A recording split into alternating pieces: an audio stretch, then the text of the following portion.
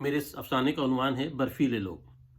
یہ 1988 کا وقت ہے۔ آدم جان نے کار کو اچانک بریک لگایا، گاڑی خوفناک چرچراہٹ کے ساتھ ضدی بچے کی طرح رک گئی۔ سامنے تارکول کی چمکتی ہوئی سڑک پر جا بجا چھوٹے چھوٹے شیشوں کے ٹکڑے بکھرے ہوئے تھے، جنہیں سفید چمکتی دھوپ نے ہزاروں چھوٹے چھوٹے ہیروں میں تبدیل کر دیا تھا۔ یقیناً یہ کسی کار کی ونڈ اسکرین کا نقطہ انجام تھا۔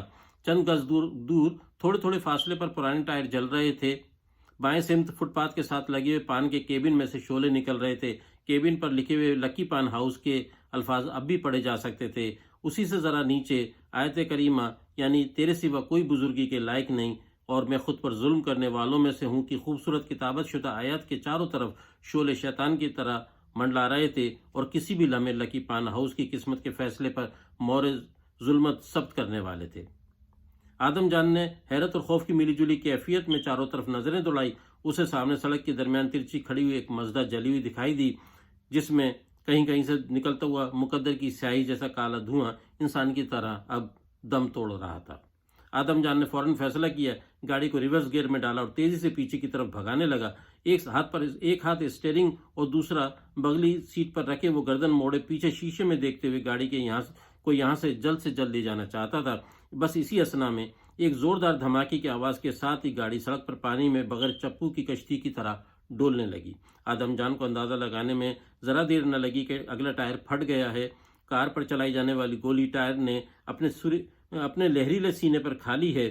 آدم جان نے بریک لگایا، گاڑی لہراتی ہوئی درمیانی فٹ پاتھ پر چڑھ گئی اور ایک سفیدے کے درخت سے ٹکرا کر رک گئی۔ آدم جان کا سر چکرا گیا، پھر اس کے حواس بحال بھی نہیں ہوئے تھے کہ انجانی سمت سے آنے والی دوسری گولی دائیں سمت کے شیشے کی دیوار کو دھماکے کے ساتھ توڑتی ہوئی اس کے حلق میں پیوست ہو گئی۔ اپنے صاحب کی قیمتی کار کو بچاتے ہوئے آدم جان اپنی جان گنوا بیٹھا تھا۔ تھوڑی دیر بعد ایک ایمبولینس کے ذریعے آدم جان کو قریبی سرکاری اسپتال کے مردہ خانے میں پہنچا دیا گیا اور بزنس مین فیاض پرویز کی قیمتی گاڑی کو بیرونی ہاتھ والوں نے آگ لگا دی۔ آگ لگانے سے پہلے کار میں سے قیمتی ڈیک نکال لیا گیا کیونکہ وہ ایک شرپسند کو پسند آ گیا تھا۔ فیاض پرویز کو اس حادثے کی جیسے اطلاع ملی وہ ہسپتال پہنچے، اپنے ڈرائیور آدم جان کی لاش وصول کی اور سماجی خدمت انجام دینے والی تنظیم کے توسط سے ایک معقول رقم اور لاش کو تابوت میں رکھوا کر آدم جان کے گاؤں روانہ کروا دیا، جو کہ ایبٹ آباد اور سوات کے درمیانی پہاڑوں پر واقع تھا۔ کچھ ہی دن میں شہر کے حالات معمول پر آ گئے۔ اندیشے اور خوف دودھ کے ابال کی طرح آہستہ آہستہ بیٹھ گئے۔ چمکتی ہوئی تارکول کی سڑکوں پر دمکتی ہوئی قیمتی گاڑیاں پھر سے رواں دواں ہو گئیں۔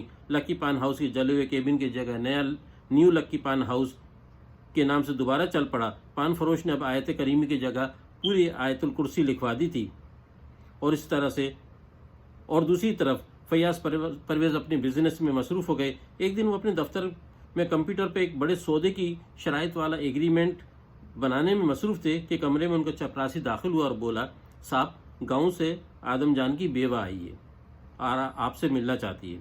فیاض پرویز نے چونک کر دیکھا اور بولے، آدم جان کی بیوہ اور یہاں؟ پھر انہوں نے کچھ سوچتے ہوئے کہا، بھیج دو۔ چپراسی نے دروازے کی اوٹ سے کسی کو اندر آنے کا اشارہ کیا اور خود ایک طرف ہو گیا۔ قدرتی فضا اور سرسبز پہاڑوں پر کھلا ہوا ایک سرخ و سفید گلاب کسی آہٹ کے بغیر مشینی اور آلودہ زندگی والے شہر کے ایک مصنوعی خوشبو سے رچے بسے دفتر میں اتر آیا۔ آدم جان کی بیوہ نے اپنی بڑی چادر کو پلو کو اپنے دائیں ہاتھ کی انگلیوں میں دبا کر اپنے چہرے کے نچلے حصے کو چھپا رکھا تھا، لیکن عجیب حسن تھا کہ پھر بھی چھن چھن کر باہر آ رہا تھا۔ گہری سے آنکھیں بتا رہی تھی کہ دکھ بھری پلکوں کا بوجھ نہ ہو تو وہ ہر شے کو خیرہ کر سکتی ہیں۔ گالوں پر پھیلی ہوئی سرخی اور اس پر پڑے ہوئے چھوٹے چھوٹے گڑھے اس کے حسن کو دو چند کر رہے تھے۔ اس کے چہرے پر سب کچھ قدرتی تھا، جیسے کہیں کسی نے سوچا، کن کہا اور وہ تخلیق ہو گئی۔ فیاض پرویز نے نظریں اٹھا کر دیکھا تو دیکھتے ہی رہ گئے۔ وہ کرسی چھوڑ کر کھڑے ہو گئے، لیکن دوسرے ہی لمحے جھینپتے ہوئے دوبارہ بیٹھ گئے اور بولے، کیا تم آدم جان کی بیوہ ہو؟ اس نے اس بات میں گردن ہلائی۔ فیاض پرویز مسلسل اسے گھور رہے تھے۔ ان کی نظریں اس کے دودھیا جلد میں گھسے جا رہی تھیں۔ ڈھیلے ڈھالے پہاڑی طرز کے کرتے اور بڑی سی کڑی ہوئی چادر میں ملبوس جس کے اڑے اڑے رنگ اس کی غربت کا پتہ دے رہے تھے۔ وہ نظریں جھکائے کھڑی ہوئی تھی۔ اسے گھبراہٹ ہونے لگی۔ وہ اپنا بازو پیچھے کی طرف لے گئی۔ جب واپس لائی تو اس میں اس کے جیسا سرخ و سفید لڑکا تھا جو اب تک اس کے پیچھے کھڑا ہوا تھا۔ اس نے اپنے 8-9 سالہ بچے کو اپنے آگے کر کے دبوچ لیا اور مطمئن ہو گئی، جیسے اسے امید ہو کہ فیاض پرویز کی تیز نظروں سے اپنے بیٹے کو ڈھال بنا کر خود کو بچا لے گی۔ فیاض پرویز چونکے۔ یہ کون ہے؟ میرا بیٹا ہے، آدم جان کا بیٹا۔ اس کی مسحور کن آواز کمرے کی فضا میں بکھر گئی۔ او، کیا نام ہے اس کا؟ اعظم جان۔ اور تمہارا؟ گل جان۔ واقعی گل میں جان پڑ گئی تھی۔ فیاض پرویز نے دل ہی دل میں سوچا، صاحب یہ کہتی ہے کہ آپ نے جتنے پیسے آدم جان کی میت کے لیے بھیجے تھے وہ سب اس کے باپ نے رکھ لیے اور اسے کچھ نہیں دیا۔ آدم جان کو مرے ہوئے 6 مہینے سے زیادہ ہو گئے، جیسے تیسے کر کے یہ گزارا کر رہی تھی۔ اب بیچاری پریشان ہو کر یہاں چلی آئی ہے۔ وہاں سے ایک گاؤں والا اسے ادھر آ رہا تھا تو وہ اپنے بچے کو ساتھ لے کر آ گئی۔ دفتر کا بوڑھا چپراسی جو کہ اب تک وہیں موجود تھا نے مزید کہا، باہر نے مجھے رو رو کر یہ سب کچھ بتایا صاحب، آپ اس کے لیے کچھ کریں۔ سوچتے ہیں۔ فیاض پرویز کی نظریں اب بھی گلجان کے چہرے پر تھیں۔ انہوں نے کچھ سوچتے ہوئے کہا، ایسا کرو اسے بیگم صاحب کے پاس لے جاؤ، گھر کے کام کاج کے لیے رکھ لیں گی، میں یہاں سے فون بھی کر دیتا ہوں۔ جی ہاں صاحب، یہ بہت اچھا رہے گا۔ یہ کہتے ہوئے بوڑھے چپراسی نے گلجان سے کہا، چلو میں تمہیں بنگلے پہ لے چلتا ہوں۔ وہ جانے کے لیے مڑ گئی۔ فیاض پرویز کی چپتی ہوئی نظریں اب بھی گلجان کی اڑی رنگت والے لباس کو چیرتی اس کے جسمانی نشیب و فراز سے ٹکرا رہی تھی۔ اسی لمحے خیال کی تیز لہر نے انہیں چونکا دیا اور وہ فوراً بولے، ٹھہرو۔ بوڑھا چپراسی رک گیا۔ بابا تمہاری رہائش کہاں ہے؟ صاحب نئی کراچی میں۔ تم ایسا کرو انہیں اپنے ساتھ لے جاؤ۔ پھر انہوں نے جیب سے ہزار کے کئی نوٹ نکالے اور چپراسی کی طرف بڑھاتے ہوئے کہا، اس کے لیے کوئی فلیٹ کرائے پر دیکھ لو، ضرورت کی کچھ چیزیں دلوا دو، جب تک اس کو اپنے پاس رکھ لو۔ میں سمجھتا ہوں تمہیں کوئی پریشانی تو نہیں ہوگی۔ بوڑھے چپراسی نے ہرے نوٹوں کو للچائی ہوئی نظروں سے دیکھا اور جھپٹ کر فوراً اپنی جیب میں رکھتے ہوئے بولا، نہیں صاحب کوئی پریشانی نہیں ہوگی، لیکن ایڈوانس دینے کے لیے پیسے کم پڑیں گے، مجھے بتا دینا لیکن کسی اور کو نہ بتانا۔ اس نے فوراً جواب دیا، میں سمجھ گیا صاحب، آپ بے فکر رہیں۔ بوڑھے چپراسی نے صرف 2 دن میں ایک چھوٹا فلیٹ کرائے پر حاصل کر کے گلجان کو وہاں بسا دیا۔ گلجان کچھ نہ سمجھتے ہوئے بہت کچھ سمجھ رہی تھی، لیکن اس میں منع کرنے کی ہمت نہیں تھی۔ پہاڑوں سے اتر کر یہاں آتے آتے اس نے ایک طویل سفر طے کیا تھا۔ ساس سسر کے طبیعت کا لالچ اور دل کا پتھریلا پن دیکھنے اور سہنے کے بعد اس کے اندر کی عورت مر چکی تھی۔ اسے کچھ اندازہ تھا کہ آنے والے دنوں میں اس کے جسم و جان کی طرح ویران فلیٹ کے دروازے پر دستک دینے کون اور کیوں آئے گا۔ پھر 1988 کے آخر کی ایک سرد رات میں فیاض پرویز برف کی ٹھنڈی سل چاٹنے چلے آئے۔ سرد راتوں میں جب ہر چیز میں ٹھنڈک صلاحیت کر جاتی ہے، گلجان کے جسم میں برف کا پورا کارخانہ اتر آیا تھا۔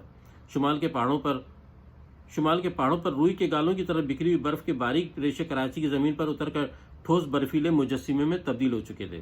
سوشل ورکر بیوی کے ہاتھوں ترسے ہوئے فیاض پرویز گھنٹوں برف کی سل کو پانی میں منتقل کرنے کی تھکا دینے والی جدوجہد کے بعد سورج نکلنے سے پہلے پیاسے چلے گئے، لیکن ایک اچھے بزنس مین کی طرح فیاض پرویز کو یہ یقین تھا کہ انہوں نے گھاٹے کا سودا نہیں کیا ہے۔ ایک دن منافع کا انتظار کرنے والے فیاض پرویز کے دفتر میں ان کا بوڑھا چپراسی گھبرایا ہوا آیا اور بولا، صاحب ایک بری خبر ہے۔ کیا؟ بوڑھے چپراسی نے شام کا اخبار آگے بڑھاتے ہوئے بڑھایا، جس کے پہلے صفحے پر بڑے بڑے حرفوں میں چھپا ہوا تھا کہ آج 4 اوباش نوجوانوں نے اپنے 10 سالہ بیٹے کے ساتھ تنہا رہنے والی گلجان کو اجتماعی آبروریزی کے بعد جان سے مار دیا۔ فیاض پرویز چونکے اور پھر خبر کو تفصیل سے پڑھنے لگے۔ صاحب کمینوں نے بہت ظلم کیا، اس بیچاری میں روح کہاں تھی؟ بھلا مردوں کو بھی کوئی مارتا ہے؟ فیاض پرویز نے چپراسی کو دیکھا اور پوچھا، تم کیسے کہہ سکتے ہو کہ اس میں روح نام کی کوئی چیز نہیں تھی؟ صاحب پڑھا لکھا نہیں ہوں تو کیا ہوا، لیکن زندگی کا تجربہ تو ہے، یہ تو آپ بھی جانتے ہیں کہ اس میں روح نہیں تھی۔ فیاض پرویز نے چونک کر دیکھا اور پھر بات کا رخ دوسری طرف موڑتے ہوئے کہا، اچھا ٹھیک ہے، تم فوراً جاؤ اور اس کی تدفین کا بندوبست کرو، اور ہاں اس کے بیٹے کو بنگلے پر پہنچا دو، دوسرے نوکروں کے ساتھ رہ لے گا، اتنا تو اس کا حق بنتا ہے۔ وقت کے گھڑیال چھوٹی بڑی سوئیاں مخصوص انداز میں آہستہ بھی اور تیز بھی چلتی رہیں۔ برسوں کی خوشیاں لمحوں میں تبدیل ہونے لگیں اور لمحوں کے دکھوں نے برسوں پر محیط ہو کر درد کے احساس کو مٹا دیا۔ پتھریلے شہر میں بسنے والے برفیلے لوگ زندہ تو رہے، مگر ان کے جذبے برف کی طرح سرد بھی ہوتے چلے گئے۔ اب 1998 کا اخیر ہے۔ گزشتہ برسوں نے اعظم جان کو خوبرو نوجوان بنا دیا ہے۔ اپنے باپ کی طرح وہ بھی ڈرائیور بن گیا ہے، لیکن وہ فیاض پرویز کی بجائے بیگم فیاض پرویز کی گاڑی چلاتا ہے، دن رات شہر کی سماجی تقریبات اور اس کے علاوہ بھی انہیں لانے لے جانے کی ذمہ داری ادا کرتا ہے۔ بیگم فیاض پرویز جب کار کی پچھلی نشست سے ڈرائیونگ سیٹ پر بیٹھے ہوئے اپنی دھن میں مگن گاڑی چلاتے ہوئے اپنی ماں کی طرح سرخ و سفید لیکن اس کے برفیلے پن کی نفی کرنے والے صحت مند نوجوان اعظم جان کو کن اکھیوں سے دیکھتی ہیں تو ان کے جسم میں جذبات کی سنسناتی لہر دوڑ جاتی ہے۔